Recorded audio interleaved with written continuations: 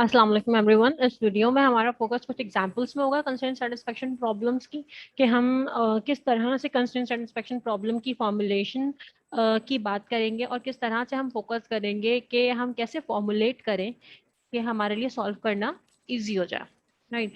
So the concept is कि आप जो कंस्ट्रेंट सेटिस्फेक्शन प्रॉब्लम है आप उसको ग्राफ में कन्वर्ट कर देंगे। फॉर इंस्टेंस ये आपकी प्रॉब्लम है, ठीक है। अब इसको आप कन्वर्ट कर दें ग्राफ में।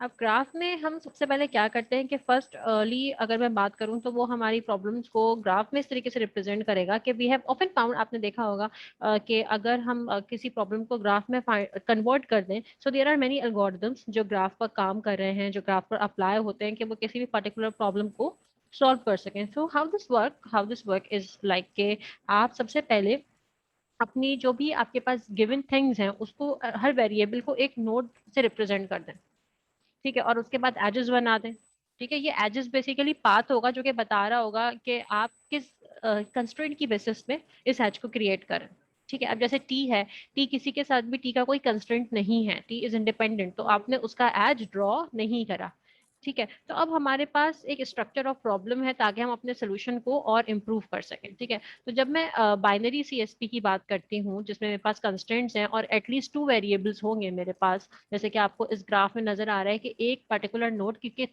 कोई दो एजेस है, मतलब कोई दो कंस्ट्रेंट्स होंगे। तो ये तो बाइनरी कंस्ट्रेंट ग्राफ में आपके पास नोड्स वेरिएबल होते हैं और आर्क जो है वो कंस्ट्रेंट को शो कर रहे होते हैं। और जनरल पर्पस जो सीएसपी एल्गोरिथम्स का है वो आप यूज करते हैं ग्राफ स्ट्रक्चर के लिए ताकि आप अपनी सर्च को स्पीड अप कर सकें, ठीक है। और जैसे कि मैंने अभी कहा कि टेस्मानिया इज इंडिपेंडेंट सब प्रॉब्लम, ठीक है, इस वजह से उसका कोई एज नहीं बनाया, राइट। इसके अलावा आपके पास सीएसपी का अगर मैं एपलेट से दिखाऊं तो you can easily download this from airspaces.org, जहाँ से आप इसको डाउनलोड कर सकते हैं। इसमें आपको ये एन क्वीन प्रॉब्लम नजर आ रही है, ठीक है। इसमें कंस्ट्रेंट सेटिस्फेक्शन ग्राफ ये है बेसिकली 5 क्वींस का, A B C D E are 5 queens है, ठीक है। And every queen is in constraint with every other queen, as you can see that A is in constraint with B C D E and B is in constraint with A C D E and so on. तो आपके पास हर queen in constraint है। Since since why this is a constraint graph for 5 queens, तो ये आपको जो है you can easily download it from here. और अब फिर आप इसको जो यहाँ से मैंने मेंशन करी हुई है वेबसाइट, यहाँ से आप डाउनलोड कर सकते हैं और you can just play and with local and constraint search engine search algorithms जो हमने इससे पहले देखे, वहां ये अप्लाई करके आप देख सकते हैं किस तरह से ये एपलेट वर्क करता है, ठीक है। Moving forward we have another binary example कि अगर मेरे पास ये एक प्रॉब्लम है, ठीक है, ये मेरे पास एक प्रॉब्लम है जिसमें कुछ वेरिएबल्स हैं। कितने वेरिएबल्स हैं? A B C D E, ठीक है, ये हो गए 5 वेरिएबल्स, ठीक है। तो जो है आप इसको कैसे सॉल्व करेंगे? आप सबसे पहले तो अपने वेरिएबल्स के एजेस रिप्रेजेंट कर देंगे कि A B C D E को आप एजेस सॉरी वेरिएबल्स को नोड्स से रिप्रेजेंट कर देंगे, हर वेरिएबल की एक नोड बना देंगे। फिर जो भी इनके बीच का कंस्ट्रेंट है उसको एक एज से रिप्रेजेंट कर देंगे, जैसे कि A B के साथ कंस्ट्रेंट है और A C के साथ भी कंस्ट्रेंट है, ठीक है, ये दूसरा कंस्ट्रेंट हो जाएगा। इसके अलावा ए डी के साथ भी कंस्ट्रेंट है, तीसरा कंस्ट्रेंट हो जाएगा। ए ई के साथ भी कंस्ट्रेंट है, ये चौथा कंस्ट्रेंट हो जाएगा। सी आपका बी के साथ कंस्ट्रेंट है, पांचवा कंस्ट्रेंट हो जाएगा। देन सी आपका डी के साथ भी कंस्ट्रेंट है, सिक्स्थ कंस्ट्रेंट हो जाएगा। देन डी ई के साथ कंस्ट्रेंट है, सेवन कंस्ट्रेंट हो जाएगा। तो ये आपके पास बाइनरी कंस्ट्रेंट्स हैं, ठीक है। अब यहाँ हमारे पास एक और कॉन्सेप्ट आता है कि क्या जरूरी है कि आपके पास हमेशा बाइनरी कंस्ट्रेंट्स हो? नहीं, ऐसा बिल्कुल भी जरूरी नहीं है। ऐसी भी आपकी पास सीएसपी प्रॉब्लम हो सकती है जिसके कंस्ट्रेंट्स बाइनरी ना हो, जैसे कि आपके कुछ वेरिएबल्स हैं ये दो।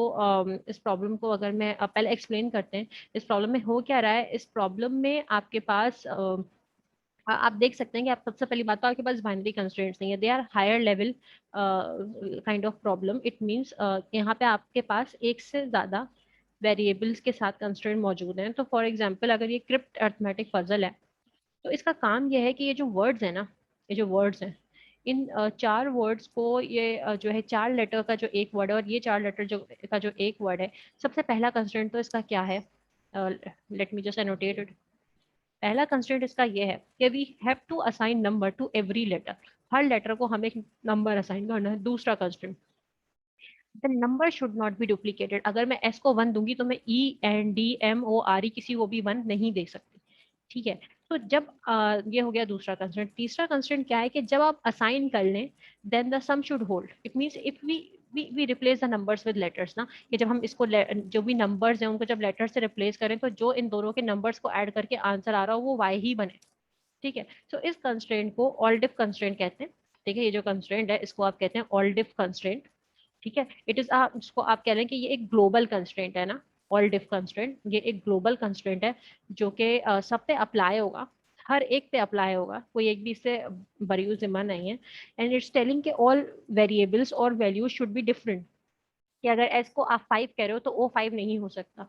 तो अब हमारे पास पॉसिबिलिटी है कि आपके पास यहाँ पे 4 कैरीज हो कि डी और ई ऐड हो तो आपके पास x1 आए, एन और आर ऐड हो तो आपके पास x2 आए, ई और ओ ऐड हो तो x3 आए, और एस और एम ऐड हो तो x4 आए। पहली तो हमने ये अंदाजा लगा लिया, और वी आर वेरी श्योर कि yes there is a possibility of this, कि आपके जो वेरिएबल्स हैं वो सिर्फ सेंड और मोर नहीं है, इसमें x1 x2 x3 x4 की भी पॉसिबिलिटी है, क्योंकि ये कैरीज जब भी सम होगा तो ये कैरीज भी जनरेट हो सकते हैं जो कि आपके यहाँ पे कंस्ट्रेंट में मेंशन है। अच्छा, अब आपका डोमेन क्या है? डोमेन ये है कि इन सारे ये जो भी आपके पास वर्ड्स गिवन है इनको आप 0 से लेकर 9 तक कोई नंबर दे सकते हो।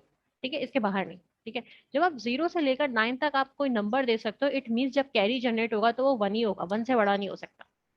ठीक है, जब 0 से लेकर 9 के बीच के कोई भी मैक्सिमम टू मैक्सिमम नंबर को आप ऐड करोगे, मतलब जब आप 9 प्लस 9 करोगे तो आपके पास जो सम आएगा वो 18 आएगा। मैक्सिमम टू मैक्सिमम आपके पास सम 18 आ सकता है।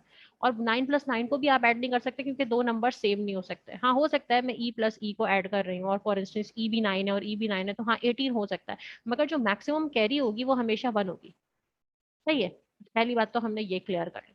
हमारा कंस्ट्रेंट क्या है कि जब हम इस जो कि सब पे लग रहा है वो ये है कि जब मैं किसी दो नंबर्स को ऐड करूं और कोई आंसर आ रहा है तो कैरी भी है। ठीक है, जैसे मैं अगर 9 9 9 मैक्सिमम टू मैक्सिमम ये हो सकता है। ठीक है, जब मैं इसको ऐड करती हूँ तो मेरे पास मैक्सिमम जो कैरी होगी ना वो 1 होगी। ठीक है, अब यहाँ 1 आएगा भले यहाँ कुछ भी हो, इसको अभी हम कंसीडर नहीं करें। लेकिन अगर यहाँ कैरी है और यहाँ जब मैं 4 डिजिट्स के नंबर को ऐड करी और आउटपुट में मेरे पास 5 आ रहा है, फिफ्थ डिजिट तक जा रहा है मेरे पास, तो इट मीन जो फिफ्थ है वो 1 है हमेशा। ठीक है, तो this have to be carry, that's why M is 1। तो यहाँ मैं श्योर हो गई हूँ कि भले यहाँ कुछ भी कैरी जनरेट हो, यहाँ कोई कैरी 1 जनरेट हो रही है और यहाँ जो कैरी x4 की फॉर्म में जनरेट हो रही है वो 1 ही है, क्योंकि मेरे पास डोमेन ये है कि 0 से लेकर 9 तक मैं जा रही हूँ। तो यहाँ मैंने एक अंदाजा लगा लिया कि m 1 है। राइट, तो इस अंदाजे के साथ हम थोड़ा और आगे चलते हैं और इन सब के लिए फाइनल करते हैं। ठीक है, अब तक हम क्या अंदाजा लगा चुके हैं? अब तक हम ये अंदाजा लगा चुके हैं कि हमारा जो m है वो 1 है।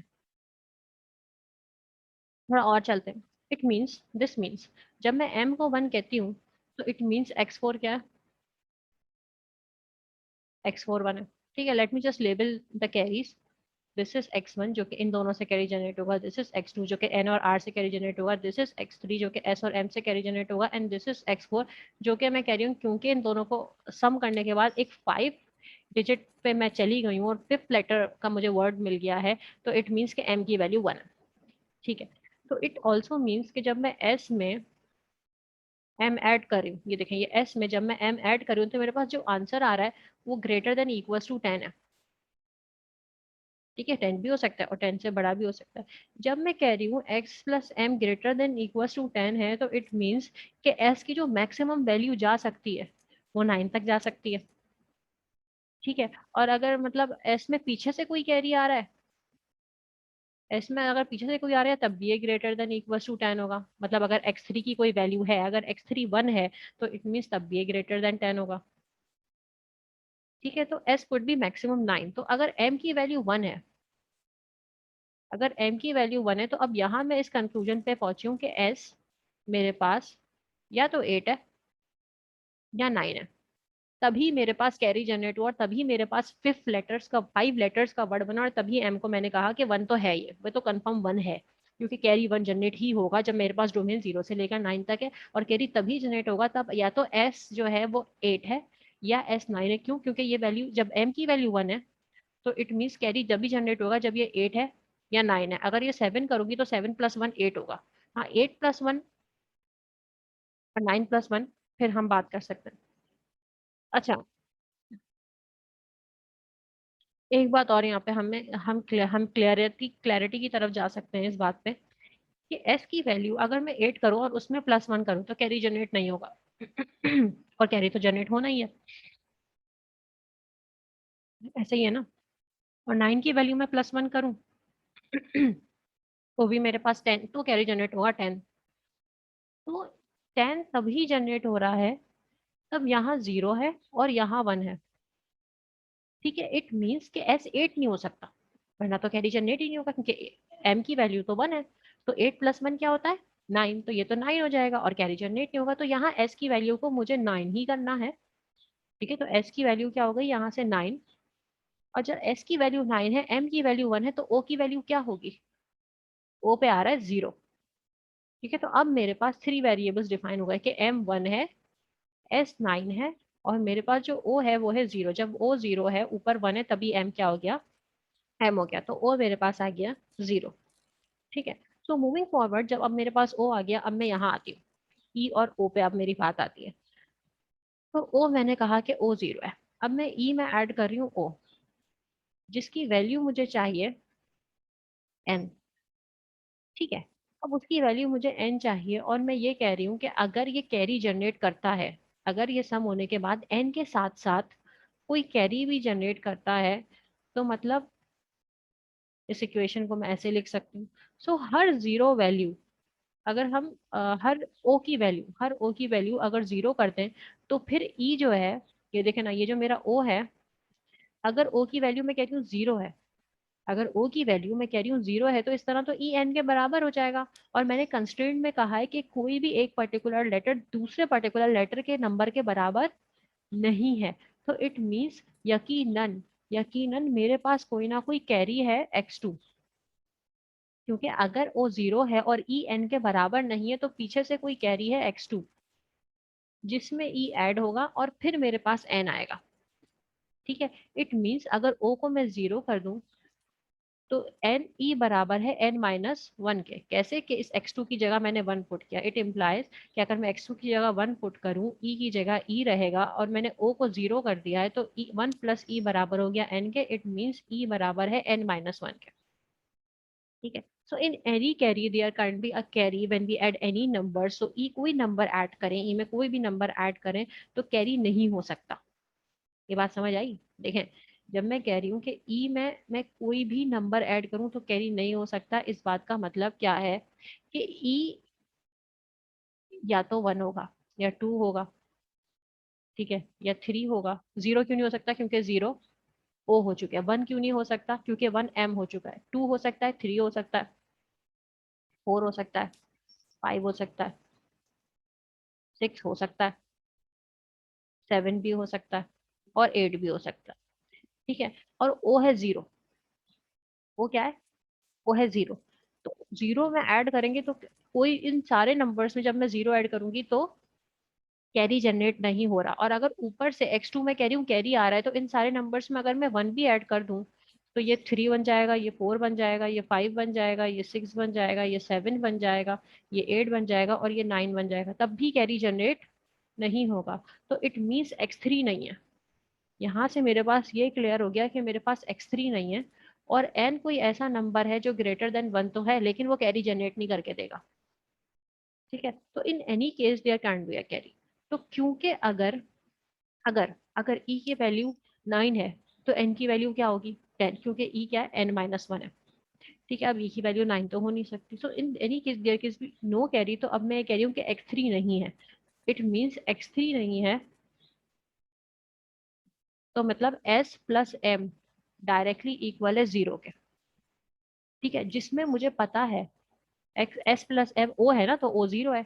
जिसमें मुझे पता है कि m क्या है? m क्या है? 1। और जब मैं s = 10-1 करूंगी, यहाँ ये प्लस हो रहा है, वहां जाके माइनस हो जाएगा, तो s की वैल्यू आ गई 9। इट मीन्स यहाँ हम बिल्कुल सही थे कि s की वैल्यू 9 ही है। ठीक है, अच्छा, अब हमारे पास फाइनली क्या चीजें हैं कि s हमारे पास 1 है, s हमारे पास 9 है, m 1 है, और o 0 है। अब हम थोड़ा और आगे चलते हैं। अब देखें, n और r की बारी आई, अब हम इस पे आ गए। ठीक है, एन और आर की बारी आई है। तो एन और आर पे मैं कह रही हूँ कि यहाँ मेरे पास जो कैरी है वो x1 है। ठीक है, तो जो कैरी है वो x1 है, एन में आर ऐड होगा, और जो हमारे पास आंसर आएगा वो ई प्लस 10। यहाँ मैं 10 क्यों कह रही हूँ, क्योंकि कैरी जनरेट होगा, और वो x2, क्योंकि आपको आप श्योर हैं कि x2 कुछ ना कुछ है, क्योंकि ओ तो 0 है। ठीक है, तो यहाँ अगर मैं इस इक्वेशन में यहाँ ई की जगह n-1 वाली इक्वेशन यूज करूँ, तो यहाँ ये n एज इट इज रहेगा, r एज इट इज रहेगा, ये जो e है ये n-1 से रिप्लेस हो जाएगा, 10 एज इट इज रहेगा, n से n हो गया cancel, r is equals to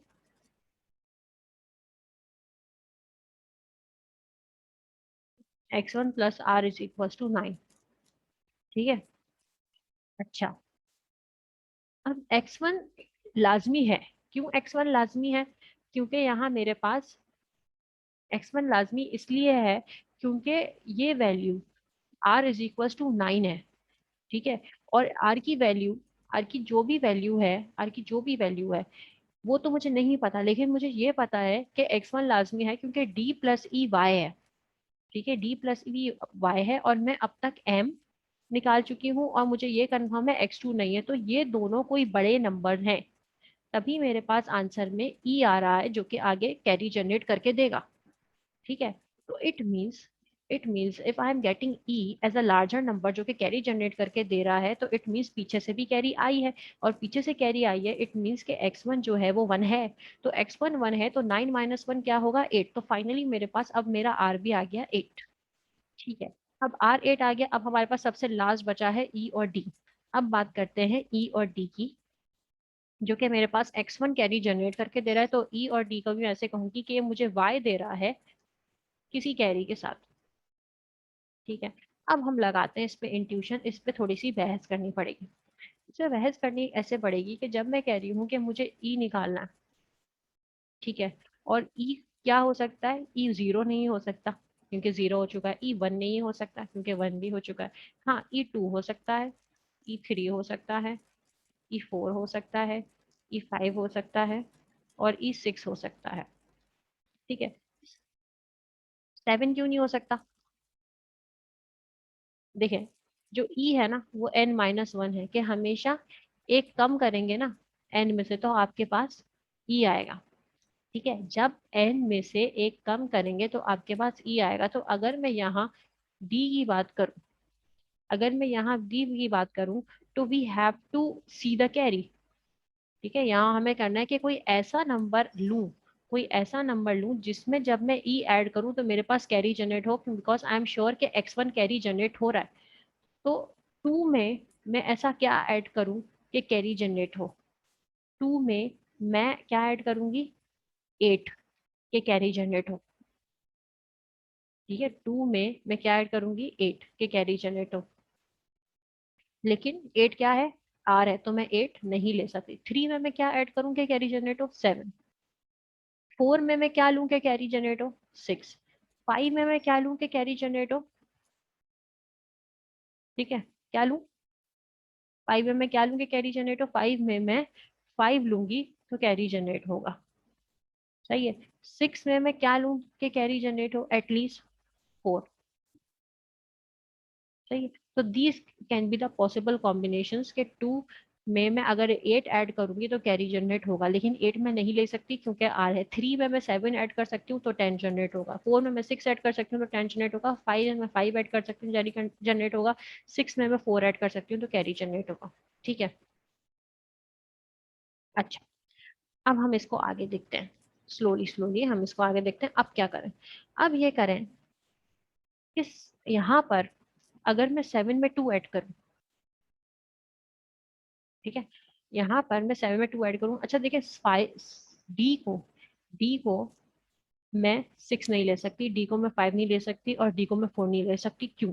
D को मैं 6, 5, 4 इसलिए नहीं ले सकती क्योंकि क्योंकि आप अगर गौर करें, इन तीनों के लिए आप अगर गौर करें तो 6 को देखें पहले। सिक्स को देखें पहले, सिक्स को टू के साथ देखें। सिक्स को अगर मैं टू में ऐड करूं, जैसे डी प्लस ई हम करें ना, जब हम सिक्स को टू में ऐड करेंगे तो कैरी तो आएगा ही नहीं, उसको तो छोड़ ही दें। ठीक है, फिर सिक्स में थ्री ऐड करें तब भी कैरी नहीं आएगा, इसको भी सिक्स के लिए ये भी छोड़ दें। लेकिन मैं सिक्स में फोर ऐड करूंगी ना तो 10 आएगा। 10 आएगा मतलब ई की वैल्यू जीरो हो रही है, जो कि पॉसिबल नहीं है। फिर जब मैं सिक्स में फाइव ऐड करती हूँ ना तो मेरे पास आएगा 11, जो कि वन है, और वन भी मैं नहीं दे सकती क्योंकि वन एम है। देखिए ना, सिक्स में जब मैं फोर ऐड करूंगी तो आंसर, सिक्स में जब मैं फाइव ऐड करूंगी तो आंसर आएगा 11। तो 11, वन तो कैरी चला गया, वन तो कैरी के लिए चला गया, लेकिन जो वन बचा वो वाई के लिए बचा, और वाई वन नहीं हो सकता क्योंकि एम वन है। ठीक है, और जब मैं सिक्स में सिक्स ऐड करूंगी तब भी हमारे पास सेटिस्फैक्ट्री आंसर नहीं आ रहा। खैर सिक्स तो ये हो ही नहीं सकता, सिक्स और फाइव तो हमें देखना ही नहीं है। ई सिक्स और फाइव नहीं हो सकता क्योंकि ई की वैल्यू एन माइनस वन है। ठीक है, फाइव में से one minus N minus one है, तो हम ये नहीं ले सकते। ठीक है, हमें देखना है टू थ्री फोर के साथ। अब अगर मैं फाइव पे गौर करूं तो फाइव में मैं टू प्लस करूंगी तो आएगा सेवन, फाइव में मैं थ्री प्लस करूंगी तो आएगा एट, फाइव में मैं फोर प्लस करूंगी तो आएगा नाइन। तो इनमें से भी कोई कैरी जनरेट नहीं करा। अगर मैं फोर की बात करूं तब भी नहीं, थ्री की बात करूं तब भी नहीं, फोर में फोर प्लस करूं तब भी नहीं। ठीक है, तो बचा सिर्फ सेवन। बचा सिर्फ सेवन, के सेवन में या तो टू ऐड करेंगे तो सेवन में टू ऐड करेंगे तो क्या आंसर आएगा? तो कैरी जनरेट नहीं होगा क्योंकि नाइन है। सेवन में थ्री ऐड करें तो आंसर आएगा 10। तो फिर वाई जीरो बन जाएगा, तो फाइव वाई जीरो नहीं बन सकता क्योंकि जीरो तो ओ है। फिर सेवन में हम ऐड करते हैं फोर के बाद फाइव। ये फाइव करके देखते हैं। सेवन में अगर मैं फाइव ऐड करूं तो आंसर आ रहा है 12। ठीक है, सेवन में अगर मैं आंसर करूं तो फाइव आ रहा है, आंसर आ रहा है 12। ठीक है, तो वाई टू हो सकता है क्योंकि टू अभी तक मैंने ना इसको दिया है ना इसको दिया है ना इसको दिया है। ठीक है, तो इस तरह मैं ले लेती हूँ ई को फाइव। ठीक है, कि ई की वैल्यू में ना टू रखती हूँ, ना फोर रखती हूँ, ना फाइव रखती हूँ, ना सिक्स रखती हूँ, फाइव रख देती हूँ। और डी की वैल्यू मैं सिक्स फाइव फोर की जगह नहीं रखती, सेवन रख लेती हूँ। ठीक है, तो ई मेरे पास हो गया फाइव और डी को मैंने रख लिया सेवन। ठीक है, ये सारे जो ये सब जो हमने सारी कार्रवाई करी है ना, ये इस बेसिस पे करी है कि ई जो है स्टूडेंट्स वो n माइनस वन है। इस वजह से मैंने ई को सिक्स तो लिया ही नहीं, फाइव तक लिया। ठीक है, क्योंकि ये n माइनस वन का आंसर ई आएगा। ठीक है, अगर n की वैल्यू फोर माइनस वन है तो ई की वैल्यू थ्री हो सकती है। ठीक है, इस तरह से सोचना है। तो अब क्या है, डी आ गया सेवन। तो जब मेरे पास ई आ गया फाइव, डी आ गया सेवन, तो बचा क्या? बचा क्या? अब मैं एन निकाल सकती हूँ। जब ई जो है वो ई की वैल्यू फाइव है तो एन की वैल्यू क्या होगी? सिक्स, उससे एक ज्यादा। एन की वैल्यू सिक्स आ गई। ठीक है, और वाई क्या आ रहा है? 12। मतलब कैरी वन आ गया तो वाई की वैल्यू क्या आ गई? टू। तो वाई आ गया टू। ठीक है, तो इस तरह मेरे पास एम भी आ गया, एस भी आ गया, ओ भी आ गया, आर भी आ गया, डी ई एन वाई सब आ गए। तो अब जरा हम इसको कैलकुलेट करके देखते हैं। सेंड मोर। ठीक है, सेंड मोर में डी क्या है? डी है, डी है इस डी सेवन, और ई को मैं कह रही हूँ फाइव, तो सेवन प्लस फाइव इज 12।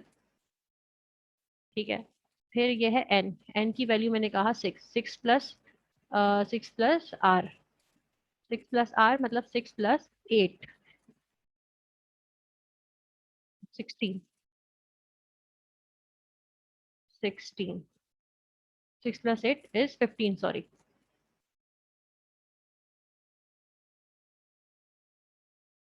क्योंकि ऊपर एक कैरी भी है ना, तो 14 प्लस वन 15। ठीक है, अब ई प्लस वन, ई क्या है? Five, five plus one six, क्योंकि ओ जीरो है तो यहाँ सिक्स आ गया। ठीक है, अब क्या बचा? एस और एम। एस और एम मेरे पास बचा है। एस की वैल्यू है नाइन, एम की वैल्यू है वन, तो ये आ गया 10। वन, 10। तो अब आप देखें कि वन क्या है? एम। जीरो क्या है? ओ। सिक्स क्या है? सिक्स, सिक्स, सिक्स एन है। फाइव क्या है? ई। और टू मैंने क्या इवेल्युएट किया है? वाई। तो ये बन गया मनी। राइट। तो दिस इज द थिंग कि हम इस तरह से अपनी प्रॉब्लम को फॉर्मुलेट करते हैं और सॉल्व करते हैं। ठीक है। इसके अलावा इसके और भी एग्जांपल्स हैं। सुडोकू इसकी एक एग्जांपल है, जो उसमें आपके पास, अगर मैं एज अ वेरिएबल की बात करूं, तो ये एक बॉक्स एक वक्त में एक वेरिएबल की तरह बिहेव करेगा। ठीक है। और वो ऑब्वियसली रिलेट करेगा दूसरे बॉक्स से। यहाँ पर भी डोमेन 1 से लेकर 9 है। कंस्ट्रेंट्स आपके पास ये है कि 9 वे ऑल डिफ है, हर कॉलम के लिए आपके पास 9 वे ऑल डिफ होगा, हर रॉ के लिए आपके पास 9 वे ऑल डिफ होगा, हर रीजन के लिए देखे ना, 1 2 3 4 5 6 7 8 9 रीजन, इन सबके लिए 9 वे ऑल डिफ होगा। So we have bunch of we can also have bunch of pairwise inequality constraint. ठीक है।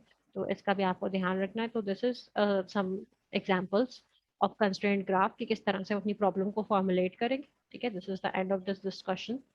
Thank you so much for your time. Allah Hafiz.